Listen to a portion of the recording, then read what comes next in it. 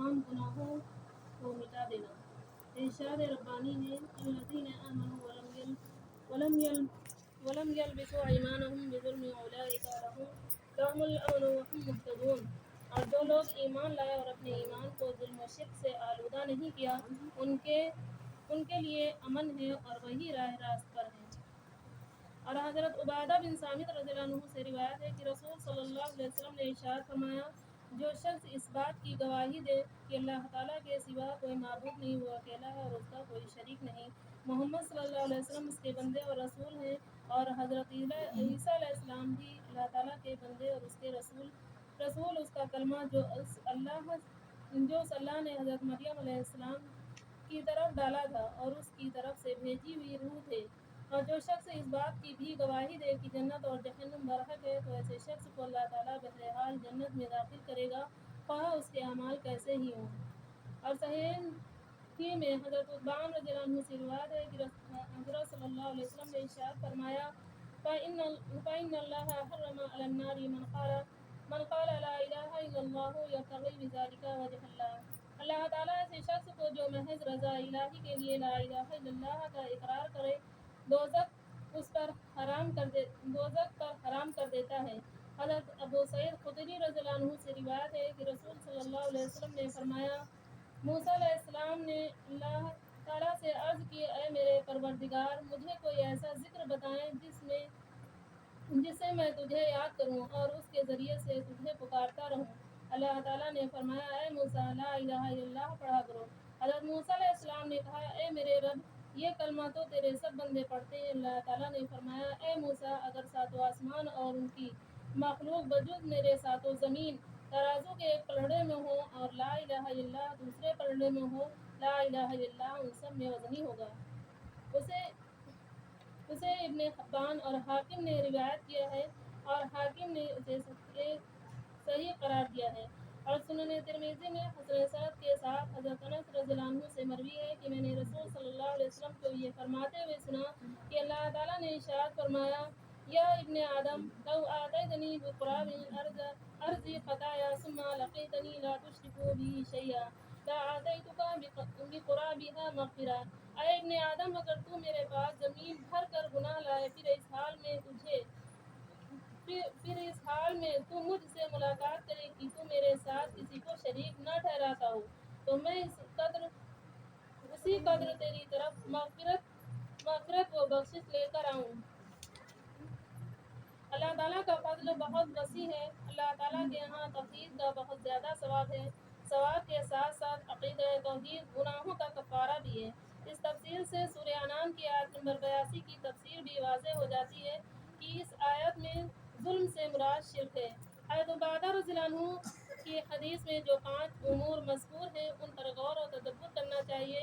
हदीस उबादा और हदीस उस्मान रज़ियल्लाहु अन्हु दोनों को जमा करें तो उनसे ला इलाहा इल्लल्लाह के माने मज़ीद वाज़ेह हो जाता है। और जो लोग इस धोखे में मुब्तला हैं कि महज ज़ुबान से कलमा तौहीद का इकरार और निजात के लिए काफ़ी है, उनकी गलती भी वाज़ेह हो जाती है।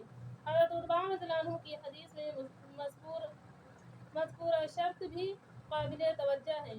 अंबिया इकराम भी इस कलमे की फजीलत जानने के मोहताज थे। ये अम्र भी काबिल गौर है कि कलमा ला इलाहा इल्लल्लाह तमाम आसमानों और ज़मीनों से वज़नी और भारी होने के बावजूद बहुत से कलमे वो लोगों के तराजू हल्के होंगे।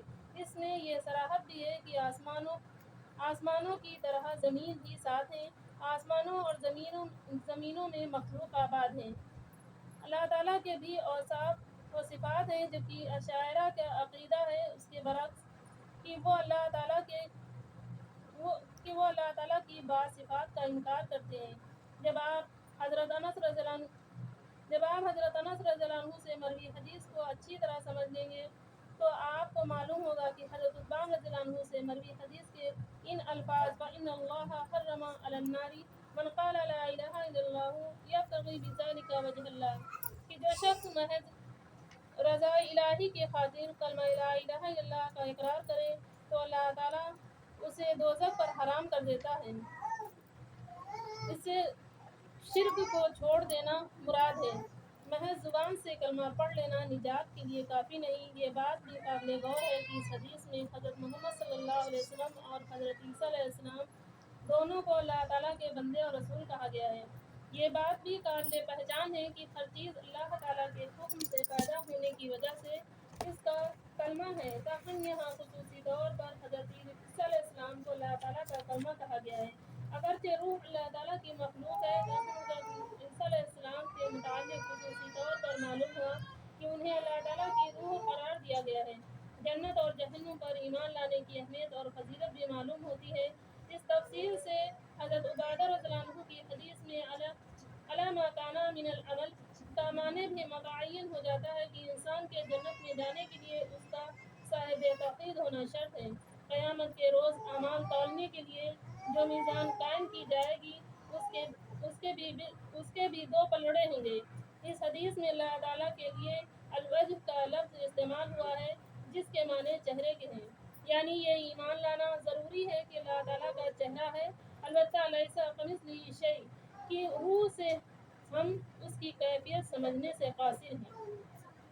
حقیقی محب بلا حساب جنت میں جائے گا۔ ارشاد الہی ہے، ان ابراہیم کان امۃ قانتا للہ حنیفا ولم یک من المشرکین۔ بے شک حضرت ابراہیم علیہ السلام لوگوں کے لیے پیشوا، اللہ تعالیٰ کے فرمانبردار اور یکسو و مشرکین میں سے نہیں تھے۔ والذین هم بربهم لا یشرکون۔ اور اہل ایمان وہ ہیں جو اپنے رب کے ساتھ کسی کو شریک نہیں ٹھہراتے۔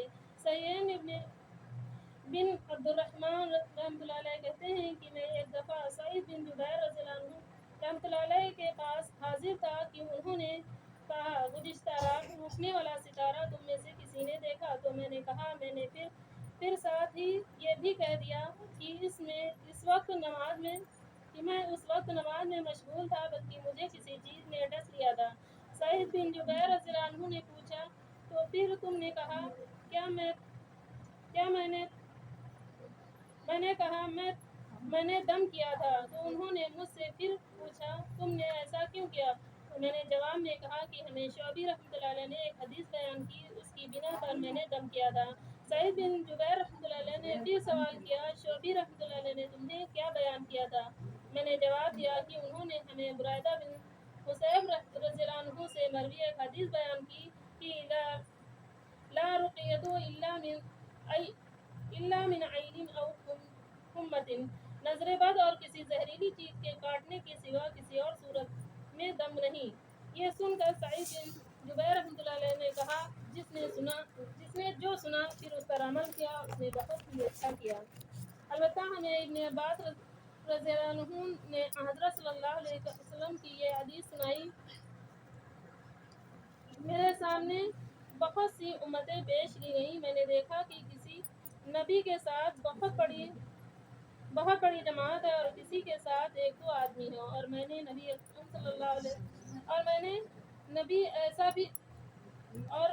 نبی ایسا بھی دیکھا جس کے ساتھ کوئی ایک بھی امتی نہیں تھا۔ اسی اثنا میں میرے سامنے ایک بڑی جماعت نمودار ہوئی، میں نے سمجھا کہ یہ میری امت ہے، لیکن مجھ سے کہا گیا کہ یہ حضرت موسیٰ علیہ السلام اور ان کی امت ہے۔ پھر میں نے ایک اور بہت بڑی جماعت دیکھی، مجھے بتایا گیا کہ یہ آپ صلی اللہ علیہ وسلم کی امت ہے، اور ان میں 70,000 افراد ایسے ہیں جو بغیر حساب اور بغیر عذاب کے جنت میں داخل ہوں گے۔ اتنی بات فرمانے کے بعد حضرت صلی اللہ علیہ وسلم اٹھے اور گھر تشریف لے گئے۔ صحابہ اکرام رضی اللہ عنہ خوش نصیب 70,000 افراد کے بارے میں قیاس آرائیاں کرنے لگے۔ بعد نے کہا، شاید یہ وہ لوگ ہیں جو رسول صلی اللہ علیہ وسلم کی صحبت سے فیض یاب ہوئے ہیں، اور بعد نے کہا شاید یہ وہ لوگ ہیں جو عہد اسلام میں پیدا ہوئے ہیں اور انہوں نے اللہ کے ساتھ کسی کو شریک نہیں ٹھہرایا۔ اس کے علاوہ انہوں نے کچھ اور باتیں بھی ذکر کی۔ اتنے میں حضرت صلی اللہ علیہ وسلم تشریف لے آئے تو صحابہ اکرام رضی اللہ عنہ نے آپ صلی اللہ علیہ وسلم کو اپنی آراء سے آگاہ کیا۔ آپ صلی اللہ علیہ وسلم نے فرمایا، یہ وہ لوگ ہیں جو نہ دم کرواتے ہیں، نہ علاج کی غرض سے اپنے جسم کو داغتے ہیں، نہ بدخوالی لیتے ہیں، اور وہ صرف اپنے پروردگار پر ہی توکل کرتے ہیں۔ یہ سن کر عکاشہ بن محسن رضی اللہ عنہ کھڑے ہوئے اور عرض کی اللہ کے رسول صلی اللہ علیہ وسلم یہ دعا فرمائیں کہ اللہ تعالیٰ مجھے ان میں سے کر دے۔ آپ صلی اللہ علیہ وسلم نے فرمایا تو ان میں سے۔ اس کے بعد ایک دوسرا شخص کھڑا ہوا اور عرض کی اے اللہ کے رسول صلی اللہ علیہ وسلم میرے لیے بھی دعا فرمائیں کہ اللہ تعالیٰ مجھے بھی ان میں سے کر دے۔ آپ صلی اللہ علیہ وسلم نے فرمایا اس دعا میں عکاشہ رضی اللہ عنہ تم پر سبقت لے گئے۔ اس روایت کو بخاری مسلم کے الفاظ مسلم کے ہیں، البتہ بخاری کے الفاظ مختصر بھی ہیں اور مفصل بھی۔ ترمذی اور نسائی نے روایت کیا ہے۔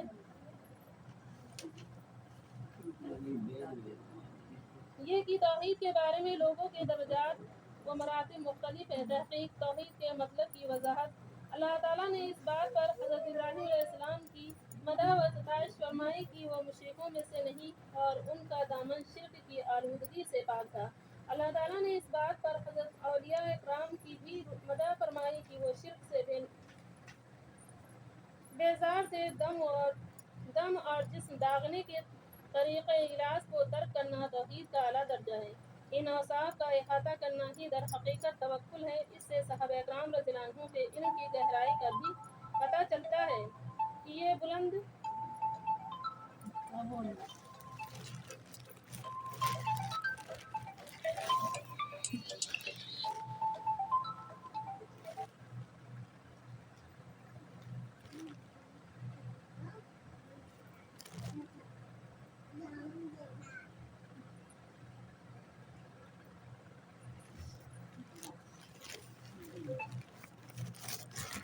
قیادت موسیٰ علیہ السلام اور ان کی امت کی فضیلت بھی عیاں ہوتی ہے۔ حضرت صلی اللہ علیہ وسلم کے سامنے تمام امتیں پیش کی گئی۔ ہر امت کو اپنے اپنے نبی کے ساتھ علیحدہ علیحدہ اٹھایا جائے گا۔ دعوت انبیاء کو بالعموم تھوڑے لوگوں نے قبول کیا۔ جس نبی کی دعوت پر ایک شخص بھی